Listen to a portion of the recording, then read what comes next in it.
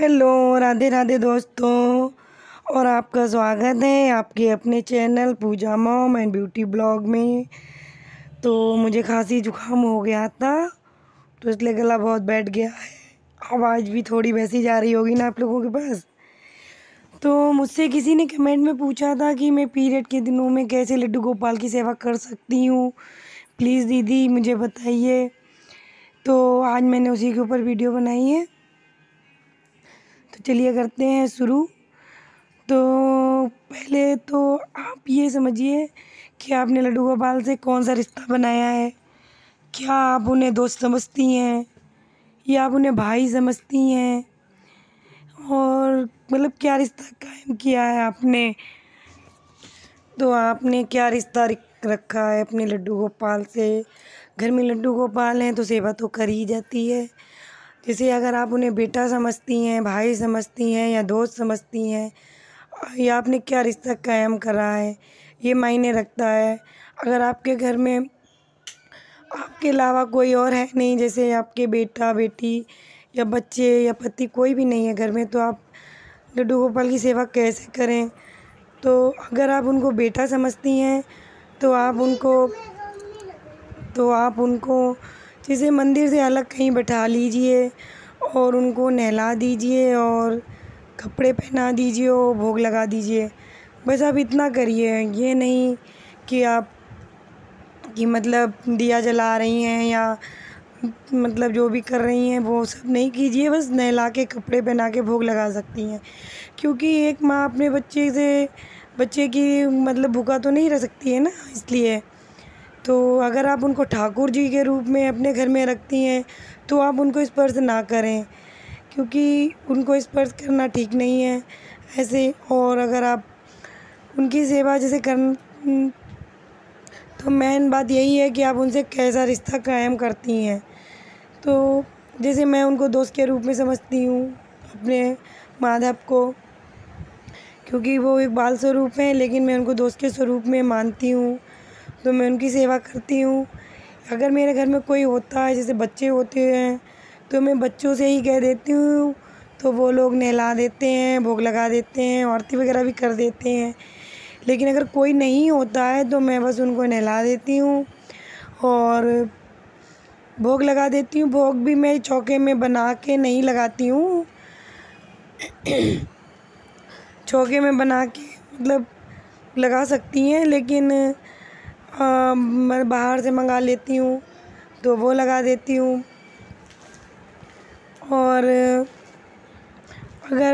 और आप उनका मानसिक जाप करिए तो ज़्यादा अच्छा है। जैसे आप मानसिक जाप कर सकती हैं, कोई मंत्र जैसे कि अपनी उंगलियों पे पढ़ सकती हैं। बस इतना ध्यान रखिए, कोई माला जैसे तुलसी की माला पे लोग जाप करते हैं या किसी और माला पे, तो वो माला आप नहीं लेनी है, वो उसको नहीं छूना है। बस आप मानसिक रूप से जाप कर सकती हैं, हरे कृष्णा हरे रामा। और ये भी नहीं आप उन्हें किसी भी चीज़ से नहला रही हैं, या बस उनको साधारण से नहला के कपड़े पहना के भोग लगा सकती हैं। आप इस तरह से पीरियड में मतलब उनकी सेवा कर सकती हैं। बस इस बात का ध्यान रखिए कि मंदिर से आप उन्हें अलग बैठा लीजिए, क्योंकि और जैसे भगवान जी बैठे होते हैं ना मंदिर में, उनको स्पर्श ना करिए। हो सके तो आप उन्हें अलग ही बैठा लें किसी चौकी पे और वहाँ पर उनको अलग सेवा दें, तो ज़्यादा बेटर रहेगा, ज़्यादा अच्छा रहेगा। और आप उनका मानसिक जाप कर सकती हैं और उनसे प्रार्थना करिए कि हे प्रभु, कि 2-3 दिन की मेरी बस ये सेवा आप स्वीकार कीजिए। तो भगवान कृष्ण लड्डू गोपाल को लोग बहुत रूप में मानते हैं, क्योंकि इनका बाल स्वरूप लड्डू गोपाल जो हैं उनको लोग हर रूप में मानते हैं। और वो जिस रूप में उन्हें मानो, वो उसी रूप में आपको उसी मतलब रिश्ते को अपना समझ लेते हैं। जैसे आप उन्हें दोस्त की तरह समझते हैं, तो एक रिश्ता उनका दोस्त की तरह ही वो निभाते हैं। अगर बेटे के रूप में समझते हैं तो बेटे की तरह ही वो एक अपना रिश्ता निभाते हैं आपके संग में। इसलिए आप मेन चीज़ होती है कि आप उनसे रिश्ता कैसा कायम करती हैं। अगर आप उन्हें अपने घर में ठाकुर जी के रूप में या भगवान समझती हैं कि भगवान बैठे हैं हमारे मंदिर में, तो आप उनको स्पर्श ना करें। तो आप उन्हें जैसे सभी देवी देवताओं के प्रति आप करती हैं, आप उनकी वैसे ही सेवा करें, और जब आप ठीक हो जाएं तो आप उनकी वैसे सेवा आप उनको दे सकती हैं। लेकिन अगर बच्चे के रूप में, दोस्त के रूप में, भाई के रूप में समझती हैं, तो जैसे बहन है, बहन भी अपने भाई के लिए खाना बनाती ही है उन दिनों में, तो ऐसे ही आप अपने बाल गोपाल के लिए, लड्डू गोपाल को भी बना के खिला सकती हैं। उसमें कोई दोष नहीं है, बस मेन चीज़ होती है आप रिश्ता कैसा रखती हैं अपने लड्डू गोपाल से। और हमारे माधव तो वैसे भी बस मन का भाव देखते हैं कि आप कैसा भाव उनके प्रति रखती हैं। जैसे बहुत से लोग होते हैं दिखावा करते हैं सिर्फ पूजा पाठ का, आप बस वो मन का भाव देखते हैं कि आप उनके प्रति कितना समर्पित हैं। अगर आप उनकी मानसिक रूप में भी पूजा करेंगे ना तो वो स्वीकार कर लेते हैं। अब उन जैसे कि मैं हूँ ना, तो जैसे मैं कहीं बाहर जाती हूँ तो दोपहर में वैसे मैं लड्डू गोपाल को सुला देती हूँ, लेकिन जब मुझे पता होता है कि मैं देर हो जाएगी तो मैं लड्डू गोपाल को मानसिक रूप से बोल देती हूँ कि आप प्लीज़ सो जाइएगा। तो वो सिर्फ भाव देखते हैं वो किसी चीज़ के भूखे नहीं हैं, बस वो अपने आपके मन का समर्पण देखते हैं कि आप उनको क्या समर्पित करती हैं, कितना भाव रखती हैं, कितना प्रेम करती हैं उनसे, बस वो तो इसी चीज़ को मांगते हैं। तो बस पीरियड के दिनों में आप इस तरीके से पूजा कर सकती हैं कि जैसे बस रिश्ता ही मायने रखता है कि आप उनसे क्या रिश्ता रख सकती हैं। तो बस,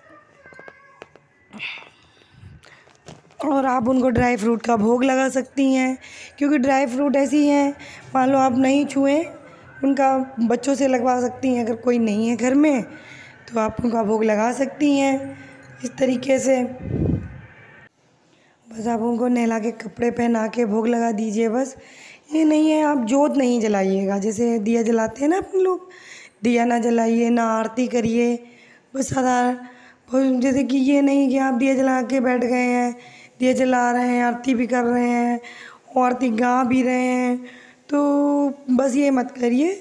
और ना घंटी स्पर्श कीजिए, तो कुछ स्पर्श मत कीजिए। बस अपने माधव को, मतलब आप जो भी बुलाते हो, मैं अपने माधव कह के बुलाती हूँ उनको, तो इस तरीके से।